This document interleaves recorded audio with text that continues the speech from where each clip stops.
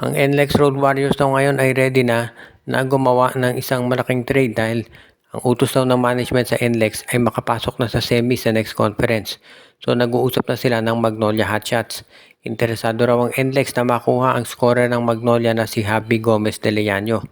Pero ito namang Magnolia, willing silang gawin yan pero ang magiging kapalit nito ay yung draft pick ng NLEX at yan ang magiging matindi dahil yung draft pick ng NLEX ay nanggaling sa Blackwater at inaasahan natin na ito'y magiging mataas sa susunod na draft.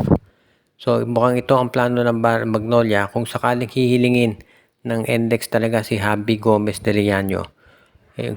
Kukunin kapalit ng Magnolia yung draft pick nito para sila ay magkaroon ng mas malakas at mas matinding roster. Kung sa bagay, hindi na ako magtataka talaga dyan.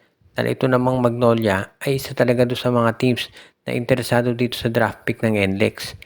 Kung kinakailangan nilang i-give up si Javi Gomez de Leano, sa tingin ko gagawin talaga nila yan. At makakatulong naman to dito sa roster ng Magnolia. Kasi kung titignan natin, itong darating na draft, ang daming mga malalaki at mga interesting na mga pangalan dyan. Mga matitindi potential.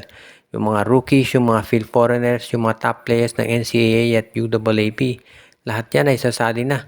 At meron pang mga balita na yun daw mga players mula sa South Korea at sa Japan baka bumalik na dito sa Pilipinas at sumama sa PBA draft. So malaking bagay sa Barangay Ginebra o sa Magnolia kung makuha nila yung draft pick ng NLEX.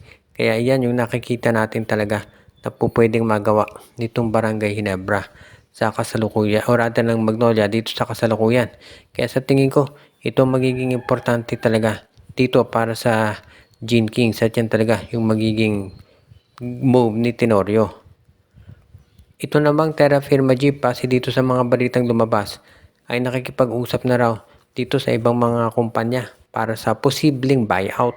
Interesado na raw itong Terra Firma talaga na umalis sa PBA at isa daw doon sa mga kumpanya na na gusto naman na pumasok sa liga ay ang Wilcon Depot. Itong Wilcon Depot, syempre kilala natin kung anong produkto nila at wala naman yung ka-rival sa PBA so hindi magiging problema yung entry nito. Itong Wilcon Depot raw gusto nang sumali sa PBA dahil dati nagkaroon na sila ng 3-on-3 basketball team so hindi na ako magtataka talaga kung ito'y gustong sumali sa PBA. Kaya nga yung potential naman magiging maganda. Ang importante kasi dito para sa mga fans, itong Wilcon Depot alam natin na yan ay gustong manalo. Tapos hindi yan sasali sa PBA para maging farm team. Yan ay sasali dyan para maging isang competitor.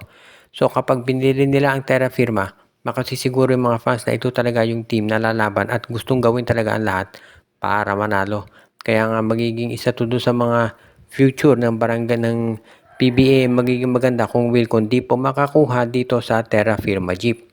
Alam naman natin na hindi magiging madali para dito sa Terra Firma yung ganitong sitwasyon. Dahil sinubukan na nilang ibenta yung franchise before pero tumutol ang PBA dahil hindi nakapasa sa technical requirements nitong Star Horse Shipping at yung Zamboanga Valientes. Pero kung ito namang Wilcon Depot ang bibili dito sa Terra Firma Jeep, sa tingin ko magiging madali na yan. Unang-una yung financials ng Wilcon Depot, alam naman natin na malakas yan. Kilala yan na brand. At kung ikaw naman ang PBA, syempre i-welcome mo yan. Wala tayong nakikitang problema pagdating dito sa Wilcon Depot sa pagsali nila sa PBA. Kaya nga makasisiguro tayo na magiging mas maganda to para dito sa liga.